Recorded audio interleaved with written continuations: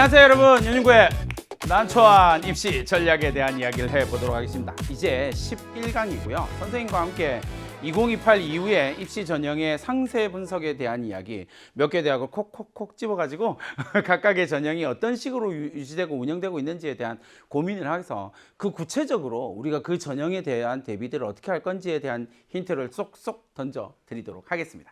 자, 일단 성적평가 방식에 대한 이해가 1번일 것 같아요. 첫 번째, 상대평가, 이제 선생님이 상대평가 등급입니다 라고 이야기를 하면 1대에서 5등급까지를 이야기를 하는 거예요. 1, 2, 3, 4, 5, 1, 우리가 일반적으로 이야기하는 내신에 대한 이야기가 요 놈이 될 거고요. 두 번째는 이제 절대평가에 대한 이야기고요. 이 절대평가라고 하는 것은 성취도에 대한 이야기고, 성취도 평가고요. 그래서 A에서부터 E까지로 5개의 등급으로 나타납니다. 그런데 이제 대학별로 생각을 해보면 대학들이 이걸 이제 어떤 식으로 반영하느냐에 따라서 조금 이야기가 달라지게 되거든요. 그러니까 어떤 대학은 1등급을 A 등급을 1등급과 2등급을 B등급, 3등급을 C등급 이렇게 맞추는 대학들도 있고요.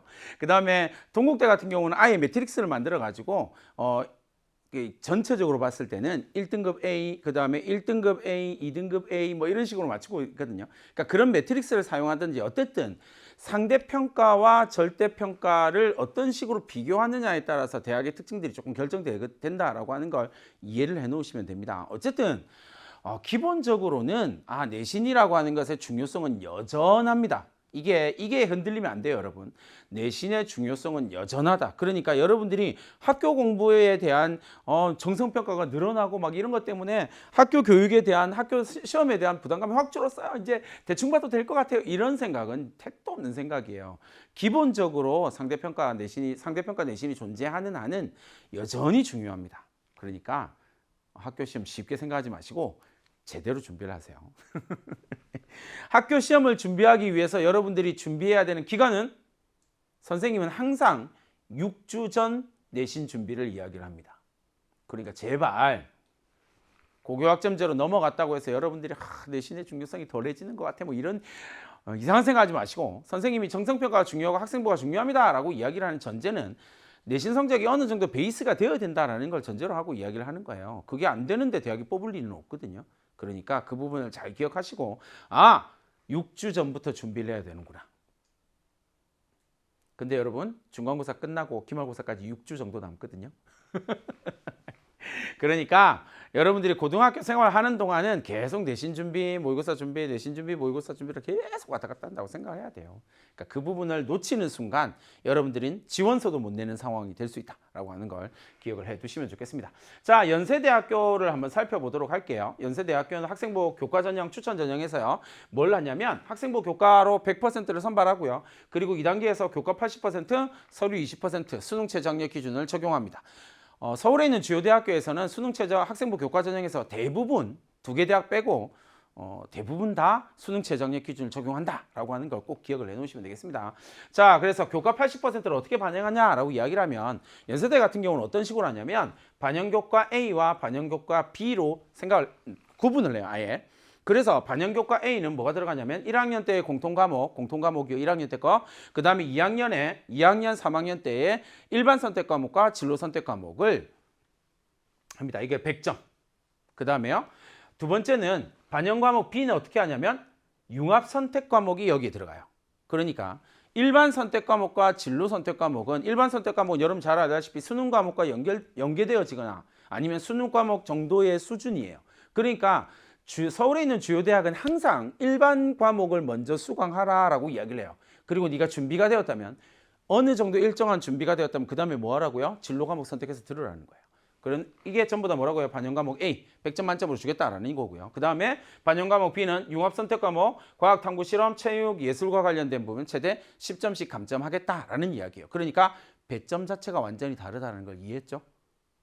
이해했죠, 여러분? 그러니까 일반 선택 과목과 일반 선택 진로 선택 과목과 융합 선택 과목은 배점을 다르게 한다. 이건 상당수의 많은 대학들이 이런 방법을 씁니다. 그러니까 여러분들이 무슨 과목을 선택해야 되고 어떤 과목이 나한테 조금 더 유리하겠다라고 하는 걸 판단할 때 꼭 이 기준을 보고 판단하셔야 돼요. 그 다음에 서류 평가는 교과 학습 발달 상황, 여기서 되게 중요한 표현이 하나 나옵니다. 뭐예요? 교과 학습 발달 상황 서류 평가하는데 뭐 한다고요? 등급과 성취도는 제외하겠다라는 거예요. 그러니까 상대평가 빼고 절대평가 빼고 뭐 한다고요? 정성적인 평가만 하겠다라는 거예요. 내신 성적은 어디에서 반영하기 때문에요? 여기서 반영하니까. 여기는 무조건 정성적인 평가만 하겠다라는 이야기예요. 그 다음에 교과 학습 발달 상황과 출결을 바탕으로 해서 정성평가하겠다라는 이야기가 나오고요. 그 다음에 살펴보니 이게 이제 여러분 잘 보세요. 반영교과 A는 어떻게 볼 거냐면 연세대학교 같은 경우는요. 반영교과 A는 등급 점수 70% 성취도 30으로 봐요. 그러니까 등급 아까 이야기했던 것처럼 반영교과 A다라고 이야기를 하면 반영교과 A의 등급 1등급이에요. 그 다음에 A의 성취도를 볼 때 A는 30점을 보겠다라는 겁니다. 그러니까 1등급의 A면 만점이 되는 거예요. 간단하죠? 1등급의 A면 만점이 되는 거고요. 1등급의 B면 1등급인데 B가 되는 경우는 잘 없겠죠. 2등급의 A가 되냐 아니면 2등급의 B가 되냐 이런 식으로 가겠다라는 겁니다. 그래서 등급 점수 70% 그리고 성취도 30%를 보겠다라는 이야기입니다. 그러니까 어떤지 알겠죠? 절대평가도 보고 상대평가도 반영하겠다라는 이야기가 되는 거고요. 자, 이제 고려대 거를 한번 보도록 할게요. 전체적으로 봤을 때 어떤 컨셉을 가지는지 잘 보세요. 고려대는 학생부 교과 전형에 교과 80%와 서류 20%를 반영합니다. 일괄 전형입니다. 연세대는 단계형 전형이었고요. 수능 최저학력 기준을 적용하지가 않습니다. 빵빵 별. 그래서 어떻게 되냐면 석차 등급 1등급 그리고 성취도 A는 100점. 그 다음에 설차 등급 2등급 B는 95점. 여기서 이제 여러분들 포인트가 하나 나와요. 뭐냐면 1등급과 2등급 A와 B의 차이는 점수 차이가 별로 안 나요. 그죠? 반면에 C는 점수 차이가 확 나기 시작하죠. D는 더 날 거고요. 그러니까 3등급 C부터는 가능성이 없다라고 생각하시면 돼요. 대체로 이제 1, 2등급 그 정도 선에서 뽑겠다, 선발하겠다라고 하는 의도적인 점수 배분이다라고 하는 걸 기억을 해두시면 되겠습니다. 그 다음에 서류평가는 학생부 종합평가로 갑니다. 이렇게 생각을 하시면 되겠고요. 자, 이제 그 다음에 생각해 볼 수 있는 내용 중에 하나가 이거예요. 이거는 경기도 진학지도협의회에서 발표한 자료를 선생님이 가지고 온 거예요. 그러니까 5등급제 등급 평균이고 6과목, 여기 지금 괄호에 쳐져 있는 게 과목 숫자예요. 6과목의 합이고요. 이렇게 된다라는 거 생각을 하시면 되겠습니다. 자, 그러니까 전체적으로 봤을 때 5등급제에서 등급 평균은 1.0이다. 그러면 누적비가 1.74 정도 될 거고요. 그 다음에 누적비 기준으로 해서 환산 등급을 9등급을 보면 1.0 정도가 1.55 정도 될 거고요. 그러면 서울에 있는 주요 대학을 학생부 종합 전형으로 간다라고 이야기했을 때는 대부분 다 요 정도 선이 될 거예요. 2.7등급 정도까지가 학종으로 갈 수 있는 평균적인 등급 70% 컷 정도 되거든요. 대학마다 조금씩 다르긴 한데 평균적으로 보면 그 정도 선이에요. 그리고 여기까지가 대략 숙명여대랑 비슷한 숫자가 돼요. 비율상으로 보면 누적 비율로 보면. 그러니까 우리 앞에서 살펴봤던 것처럼 49,000명이란 말이에요. 그러니까 서울에 있는 13개 대학이 49,000명이고요. 그렇죠? 누적 계산을 하면 대략 한 1.667 정도. 그래서 6과목의 등급합을 보니까 여기는 1.0이니까 6과목이 전부 다 1이라는 말이고요. 여긴 7이니까 어떻게 돼요? 5과목은 1, 한 과목 2등급 이렇게 되는 거예요. 그 다음에 여긴 8과목이니까 6과목의 등급합이 8이니까 1111, 22 이렇게 나왔다라는 이야기예요. 그 부분에 대한 이야기를 하고 있는 거예요. 그러니까 16667 그러니까 어떻게 되냐면 6과목의 등급합이 10등급이에요. 이거 2등급이 4과목 나왔다라는 이야기가 되겠죠. 그죠? 그렇게 생각하시면 됩니다. 그러니까 전체적으로 봤을 때 1.66 정도까지가 인서울 학생부 종합전형의 가능선. 물론 이제 그 밑에도 가능해요. 30%가 좀 여전히 존재를 하니까 그렇게 생각하시면 되겠지만 합격생들의 대부분이 이 정도 수준에서 결정된다고 생각하면 여러분들 별로 두려워할 필요 없겠죠? 5등급과 9등급제 이렇게 비교할 수 있을 것이다. 실제로 받은 등급을 계산해봐도 이렇게 나오거든요. 그러니까 1.0이 아니면 못 가 이런 건 다 거짓말이에요. 여러분들이 누군가가 만들었겠죠? 자기 불안을 만들어야 자기 이익이 생기는 사람들이 만든 거예요. 이야기예요. 통계자료는 절대 그렇게 안 나옵니다. 그러니까 그런 부분들을 가지고 여러분들이 생각을 하시면 되겠고요. 이제 뒤이어서 성균관대학교를 보면 학생부 교과 추천 인재를 선발합니다. 어떻게 가요? 일괄이에요. 정성평가 70%고요. 학생부 교과 성적 100%를 본다는 이야기예요. 교과 성적 100%인데 정성평가, 정량평가 70%, 정성평가 30%를 볼 거고요. 수능 최저학력 기준을 설정해놨고요.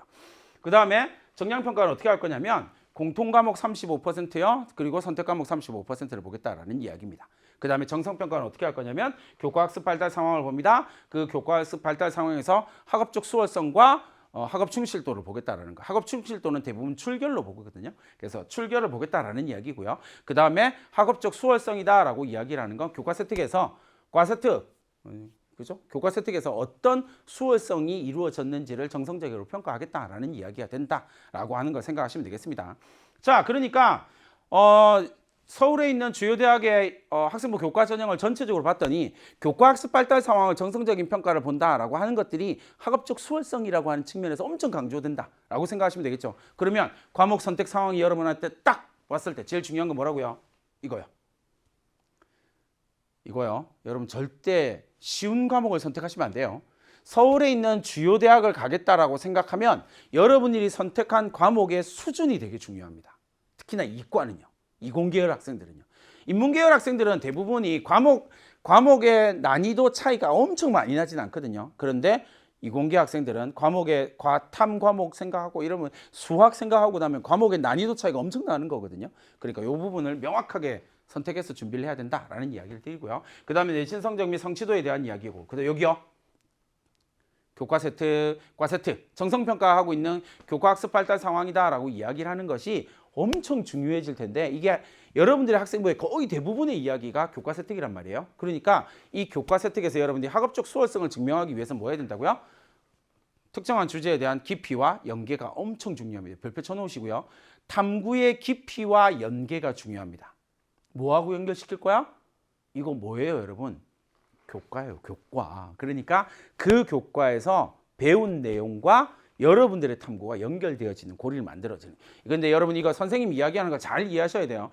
여러분들이 진로와 연결 짓는 건 대학이 별로 요구하지 않아요. 그닥 좋은 평가를 받지 않거든요. 그러니까 진로와 연결시킬 필요 없습니다. 진로와 굳이 연결시킬 필요 없고요. 여러분들이 무엇을 탐구하는지 그 깊이, 그리고 지금 여러분들이 배우는 과목과의 연계성, 이 부분에 포커스를 맞추면 됩니다. 그러면 아주 긍정적인 평가를 받게 될 거라는 거예요. 포커스는 교과 학습 발달 상황이고요. 그 교과 학습 발달 상황의 수준에 따라서 평가가 완전 달라질 거고, 그리고 1단계에서 내지는 단계형이든 일괄이든 어쨌든 내신 성적을 뒤집고 역전하는 사례들이 2028에서는 좀 많이 생기게 될 거거든요. 그러니까 이 부분을 여러분들이 반드시 염두에 두고 제대로 된 학생부를 정성평가를 준비하는 거 꼭 필요하다라는 이야기입니다. 자, 이렇게 해서 11강 마무리 짓도록 하고요. 다음 강의에서는 2028 입시 전형에 대한 상세분석의 두 번째 이야기를 가지고 여러분들을 만나도록 하겠습니다. 멋진 여러분들의 도전이 될 수 있도록 선생님 열심히 도울 테니까 잘 따라와 주세요. 다음 강의에서 만납시다. 안녕.